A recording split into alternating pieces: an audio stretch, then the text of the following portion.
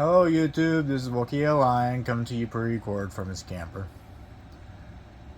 We have no conception of what money is.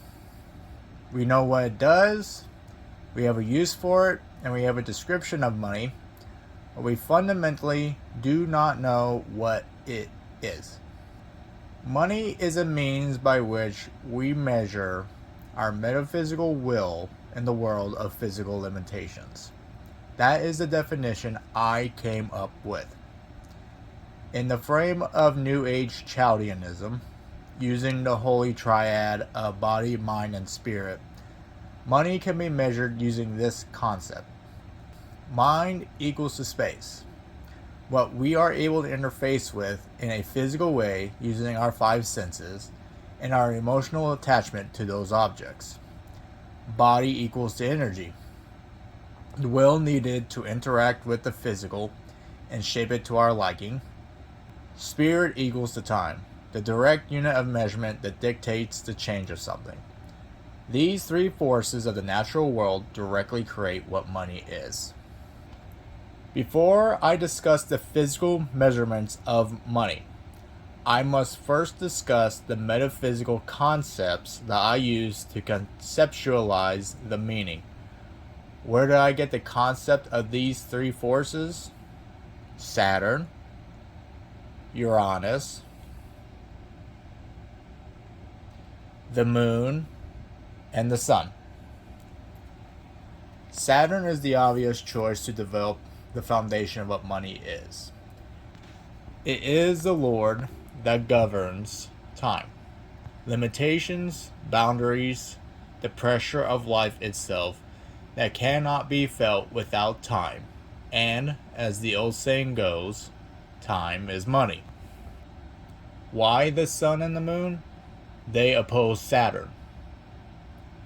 They are the natural counterweights to Saturn's governance within astrology. This helped me to see what money itself truly is. Not an item that is ruled by Venus or the pylon of Earth, but the element of Earth, but a measurement of the relationship between our egos and our duties. Or put more simply, the relationship between what we want to do versus what must be done. It's a means to measure the relationships between all the lords, their laws, and our relationships with each other and those laws. The sun represents energy, our will. Though this is normally associated with Mars, the reality is that our vanity for prosperity is what pushes us to attain something beyond ourselves.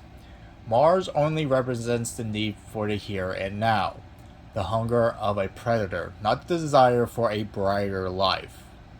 It's who we want to be in the world and our drive to get there. That desire is the fundamental driving force that pushes us beyond stagnation.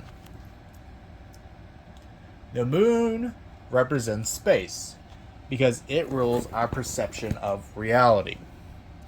No matter how badly people wish to believe that their reality is absolute, as that very phrasing shows, our perception is based more on desires and wishes than anything else.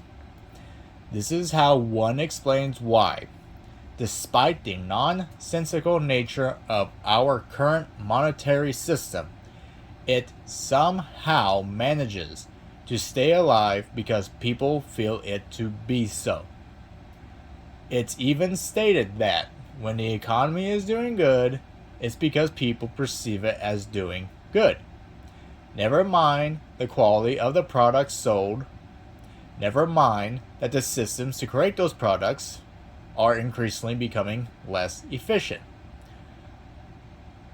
So long as the optimistic emotions are there, the money will flow. With the last statement being said, just because our envy wishes for good things to continue and bad things to not, time is the force that dictates reality, and time waits for nothing.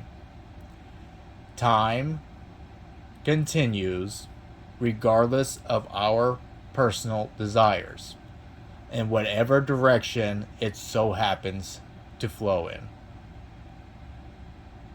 Speaking of, when realizing the triad for money, for the triad to be whole, it has to have a connected relationship with the four pylons. That can be a 1-to-1 correlation.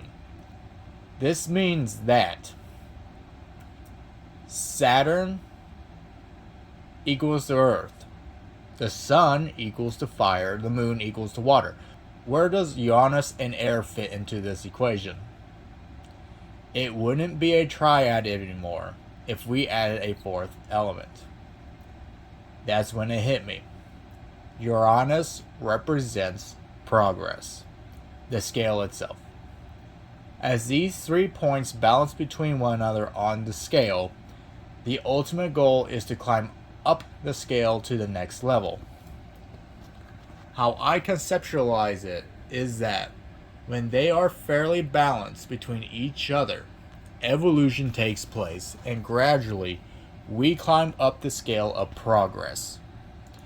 But if one or two laws take over, they cause the scale to sink, progressing towards de-evolution. So with the poetics out of the way, why does this matter? As far as I'm concerned, money isn't just a facet of the myriad number of problems we have today. It is the measurement of all our collective problems combined, because it is the means that we measure the relationship between the four pylons and everything going up from the four.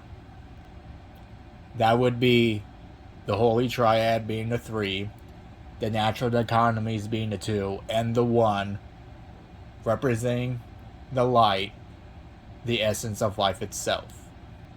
It measures essentially our life essence that directly shows the general life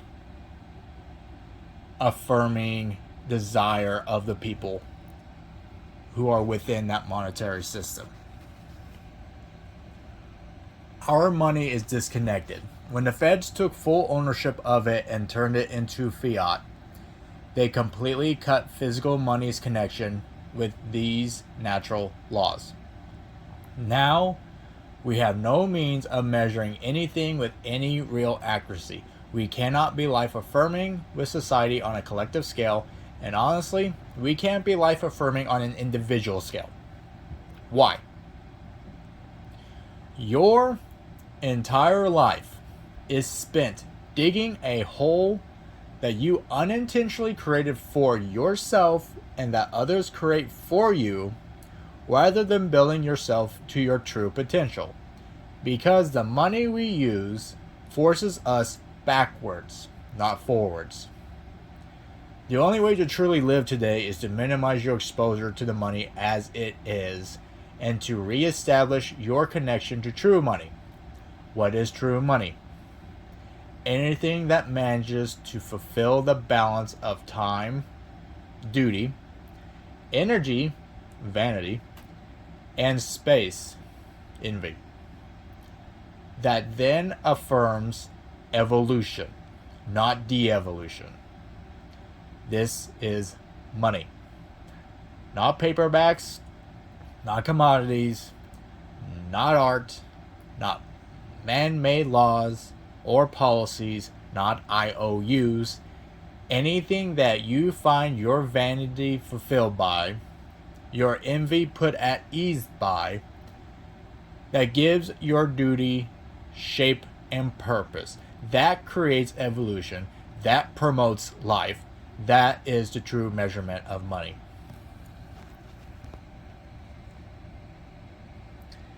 Me as an example.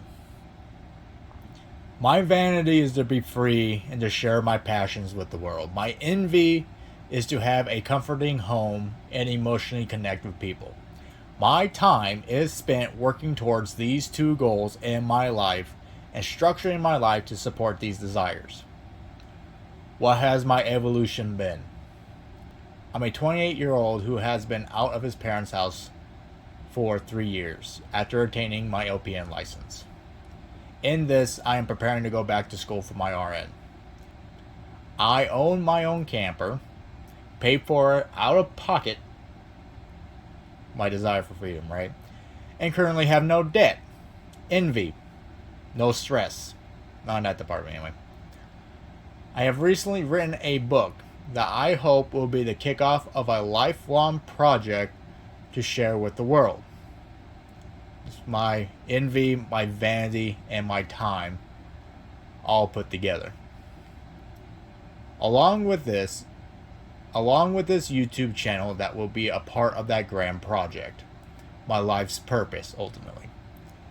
I couldn't have even started this life project without structuring my life first, which for me is both my desire for freedom and my need for a comfortable home. The next great desire will be to structure my life to the point where I can accommodate a family, and the first part in doing that is finding a worthy woman who I can do that with, as I'm sure many of you also desire. In terms of being physically weighed, this is getting back to the practicals, not just the personals. One only has to look towards some measurement that fulfills the holy triad. For me, this is the noble metals, any noble metals, but I'll explain with gold specifically why. Gold is unchanged by time. This fact alone makes the commodity very interesting in that it's not so much that it is untouched by time, but that is an encapsulation of it. Like a great oak, gold moves through time as an unchanging witness to its influence, an eternally structured force that has the ability to give structure that does not change unless it is consciously done so. This is why it plays so well with energy. It can be shaped as we desire, directed whenever we need or want, and takes direct effort in order to obtain, an effort that can be measured in time. It also has the ability to harness and direct energy in and of itself, which adds another interesting layer to its special properties. That being said, space. It's a very real physical object that can be perceived with all five senses and that has the aforementioned stability spoken of earlier. A stability that in and of itself can never leave someone uneasy. The forces around it maybe, but the object itself, no. It can be weighed as well. Its nature is also that of extreme rarity, a rarity that in my eyes can be well measured against an equal but opposite force, water. To try and explain it, gold is a limited but unlimiting object, space and time, that can be directly measured by an unlimited but limiting force, that is water, energy, and space.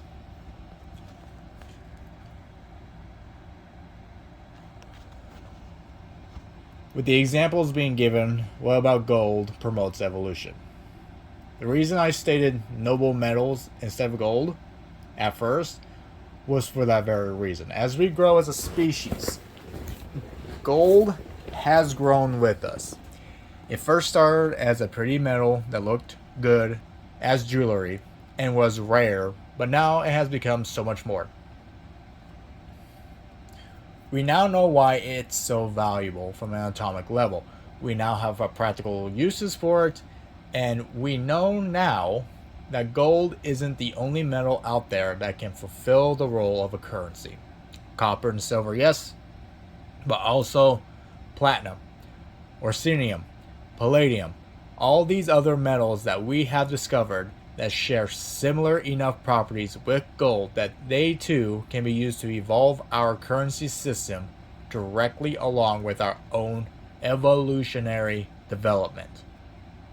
I know that the video was a lot to take in, and the conceptualization is still a process I'm working through and struggling against. It is a hard argument to make not participating in the current monetary system as much as one can, when there are so many influences out in the world that are telling you that this is the only way to be happy in the world. It's also a struggle to try and argue against people that say that money isn't happiness. But that's what I'm here for. To try and marry the unmarriageable in a way that makes sense. Anyway, thank you all for your time. I appreciate your value. And I hope to lecture you all again in the next video. Bye.